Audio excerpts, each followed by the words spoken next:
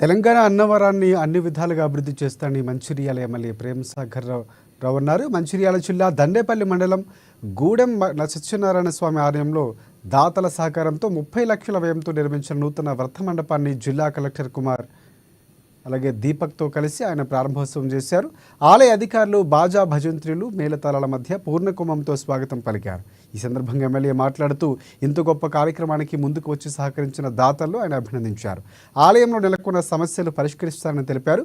గోదావరి పరిసరాల్లో కాటేజెస్ నిర్మించి భక్తుల అవస్థలు తీరుస్తామని హామీ ఇచ్చారు. గూడెం సత్యదేవుని సన్నిధానాన్ని అన్నవరానికి మించి అభివృద్ధి చేస్తామని వెల్లడించారు.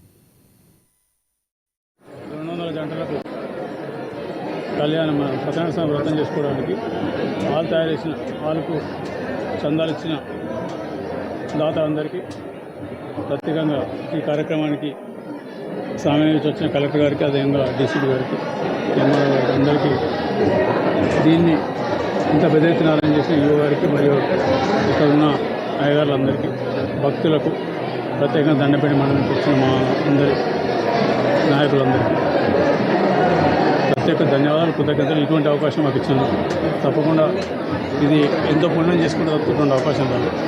దీన్ని ఈరోజు చెప్పడం జరిగింది. ఇంట్లో వాళ్ళు చాలామంది ఈ విధంగా తీసుకొచ్చారు. ఆయన పూర్తి ఫ్లోరింగ్ తోటి నేను కంప్లీట్ చేస్తాను, ఫ్లోరింగ్ మేము కంప్లీట్ చేస్తానని చెప్పిన. ఇంకోటి అన్నదానం కూడా, అది కూడా కంప్లీట్ చేస్తాం. ఒక 3-4 లోపల ఈ 2 కంప్లీట్ చేస్తాం.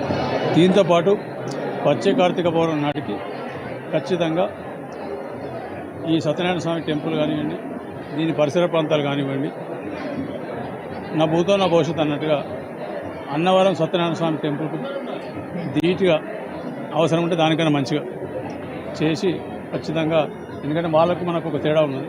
మనం గోదావరి ఒడ్డున ఉన్నాం, గుట్ట మీద ఉన్నది కాబట్టి ఈ వాతావరణాన్ని ఇక్కడున్న పరిస్థితులను వాడుకొని గోదావరి ఒడ్డున వివిధ వాడుతూ మాట్లాడుతూ